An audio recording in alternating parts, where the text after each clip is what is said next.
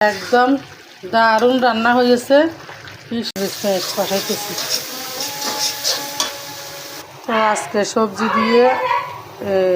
সবজি দিয়ে মুরগি কীভাবে রান্না করে দেখাবো। পেঁয়াজগুলো একদম লাল লাল হয়ে গেছে। এখন মশলা, হলুদ মরিচ মশলা দিয়ে দিব। জিরা বাটা দিয়ে দিল। এগুলো হচ্ছে যে জিরা বাটা, এগুলো হচ্ছে যে রসুন বাটা দিয়ে দিলাম।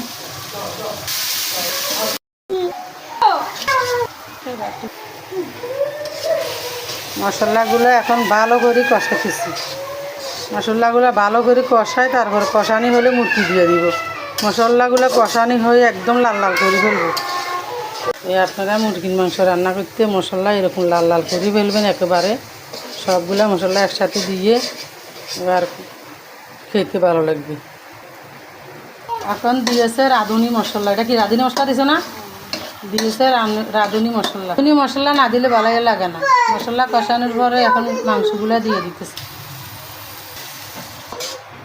এইভাবে মশলা কষায় মাংসগুলো কষালে খেতে ভালো লাগে।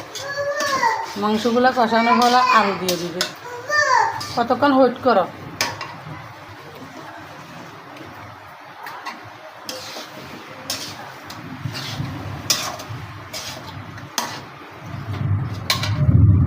কি রসিন? হ্যাঁ,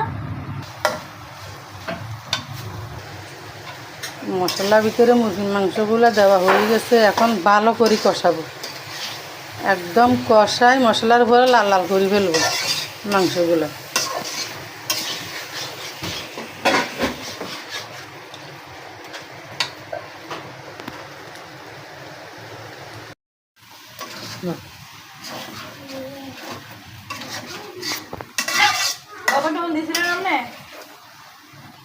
হ্যাঁ,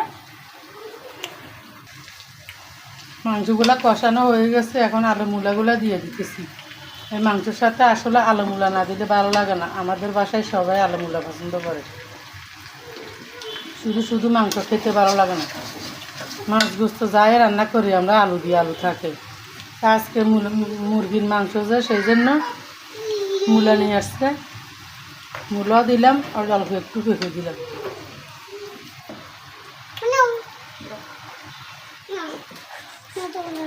আলু মূলা দিয়ে একটু ঝুল ঝুল করে রান্না করলে ভালো লাগে। একদম দারুণ রান্না হয়েছে। কি সুন্দর কষানো হয়ে গেছে মুরগির মাংসগুলা মূলা দিয়ে আলুর সাথে। দাও এখন পানি দাও। এখন পানি দিয়ে দিবি, একটু ঝোল লাগবে। দেখেন আপনারা, ঝোলে আলু মাংসতে এক পাতিল হয়েছে তরকারি। এক পাতিল তরকারি খেতে গেলে তলায় পড়ে যাবে না।